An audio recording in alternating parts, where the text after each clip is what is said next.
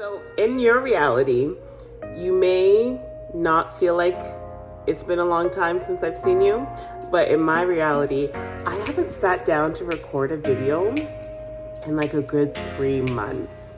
I've just been on the go doing videos in my car normally, and today is a nice setting. We're sitting down, we're gonna have a conversation. I'm gonna give you guys some good content, so stay tuned.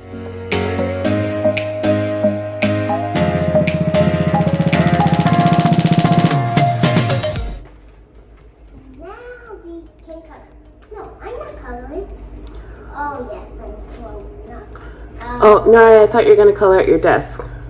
Actually, I wanted the color here. So, this color. Mariah? Yes, Mama. Mommy has to do a video, so it has to be really quiet. Oh, yes, I will. Yes, Mama. Thank you. No humming, please.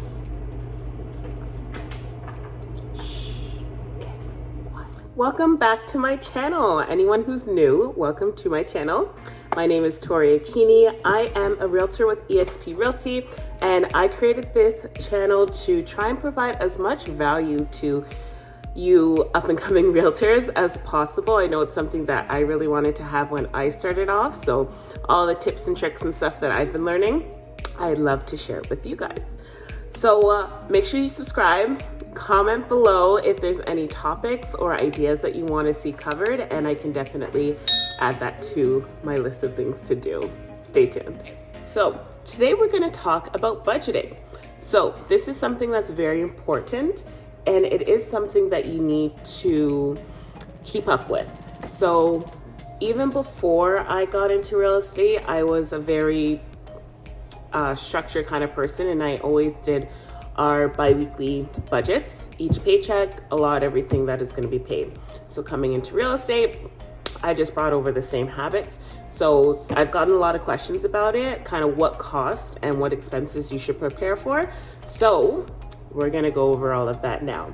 So one thing you have to remember, when you're in real estate, you're not having a regular paycheck. You're getting paid commission depending on when a sale comes and depending on when the sale closes.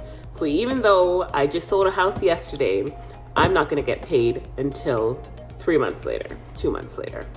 And even on the closing day, it's not like you get paid on the closing day, that's just when the funds are transferred, but you still need to wait a couple of days for the funds to go from the lawyer to the listing brokerage to the cooperating brokerage, then to you. So that's a whole other story. But in general, I'm gonna show you guys what my monthly expenses look like. So when I was just about finished the Humber courses, coming into getting my license, I knew I needed to be as economical as possible. So I still wanted to be able to run an effective and a producing business, but not at the cost of an arm and a leg. So I did a lot of research beforehand to see what are the typical costs involved in being a realtor, and different ways I could manage that with our income. With being a realtor, we have regular bills coming in. We have monthly bills, quarterly bills, yearly bills, biannually bills, but the paychecks are not as regular, depending on what your business is like.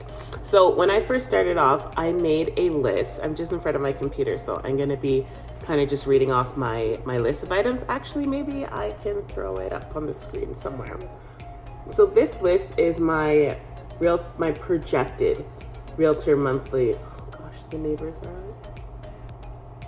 Okay, we're gonna go to this side. Okay, so this list was my projected monthly expenses. So right before I got licensed, I kind of figured out all the systems and things that I need. It's different now, but we'll get to that. So when you first get licensed, you have a lot of startup fees, including obviously Humber fees, and then whatever board that you choose, you're gonna have to pay those fees for a new salesperson application. That can range anywhere from $1,500 to $3,000, depending on what board you choose to join. You also have ORIA fees that you need to pay, and CREA fees that you need to pay, and real estate, your brokerage fees that you'll need to pay. So aside from all of those startup ones, these are the things that I budgeted to pay on a monthly basis. So with me personally, I wanted to have a separate business line. I didn't want to have my personal cell phone on boards and out in public on flyers on the internet. It is in some places, but I didn't want it to be out there even more. So I knew I wanted to have a business phone. I didn't want to have to buy a whole other phone. I didn't want to have a double SIM card to pay an extra $60, $70, $80 a month. I just didn't want it to be complicated. Video's coming in. A call is coming in.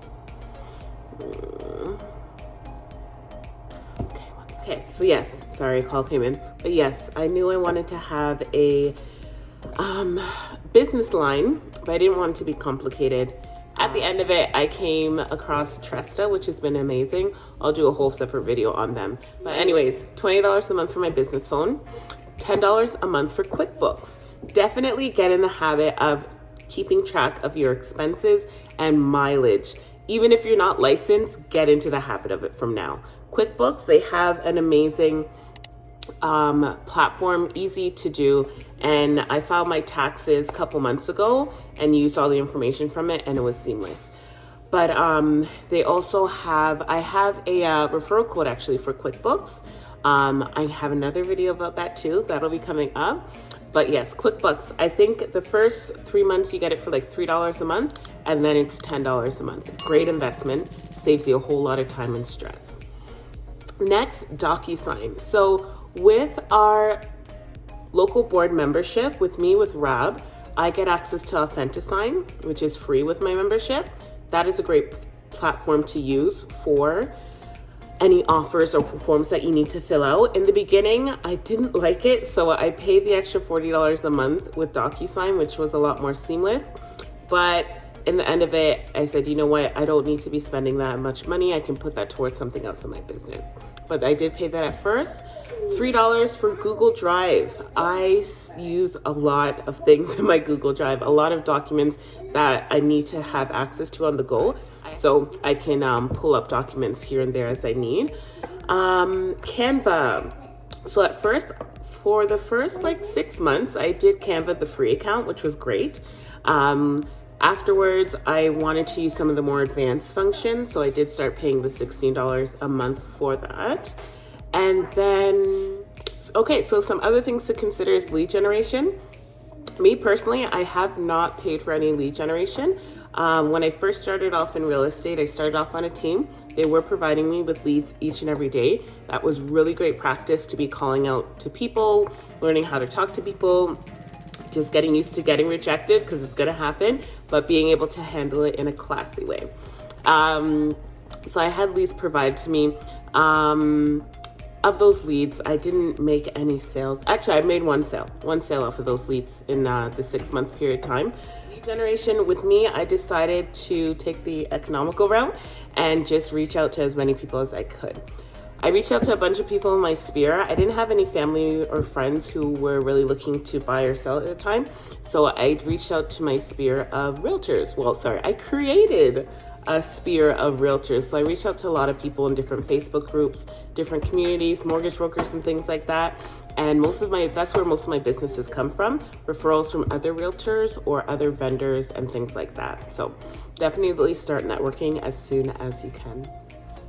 But there are a lot of realtors who do pay a monthly fee on lead generation. I have a colleague of mine, she uses, I forget the company name, but you can pay anywhere from $300 a month all the way to $3,000 a month, depending on how many leads you want, what kind of leads, what quality. If the company providing the leads is going to have an assistant calling out on them first for you. So that's a whole different video as well. But depending on where you are, you can see if you want to budget for lead generation each month. Marketing is separate from lead generation. So lead generation goes straight into getting leads. Marketing is kind of putting your brand and your business out there and trying to make leads off of that. So with me, I didn't budget anything in the beginning, but a lot of high producing realtors budget anywhere from $1,000 to $10,000 a month just on pushing marketing and pushing out Facebook ads, newspaper ads, Google ads, commercials, like YouTube stuff, and a whole lot of that. Some other fees with my local board. I'm part of RAB, the Real Estate Association of Hamilton Burlington, and our fees are $48 a month, which I love. Some other boards are like $150 or more per month. So again, that depends on what board that you join, but I have that with Hamilton. EXP. So being a part of EXP, one of the reasons why I love them and why I joined them is because their monthly fee is $139 a month plus taxes. So there's no other fees associated with EXP, just that one fee. So depending on what brokerage you are with, you may have a monthly, you may have a franchise fee, you may have desk fees, you may have printer fees, you may have admin fees, you may have additional marketing fees. It all depends on what brokerage you join. So that is subjective. And then more so with our CREA and everything. So, okay, so with RAB as well, I do have a quarterly fee of $125. There is a OREA quarterly fee of $29 and a CREA quarterly fee of $78. On top of that, we have our errors and emissions insurance. That is around around $475, and then the RICO renewal, which is around $390. So I know this video is supposed to be monthly fees, but it kind of just turned into these are kind of just all realtor expenses. Sorry, ongoing expenses. There's obviously a lot more things involved, especially startup costs, like for sale signs, business cards, lock boxes, posts, all of that. But these are kind of more so how to manage your monthly budget. So this is just particular to me. There is a whole lot more that could be included, but it depends on you and how you want to run your business. So hopefully this is some good fruit for thought. And again, if you guys have any comments below, if there's any things that I missed that you think would be great to include, comment below so that we can all learn and grow together. I'll see you guys in the next video.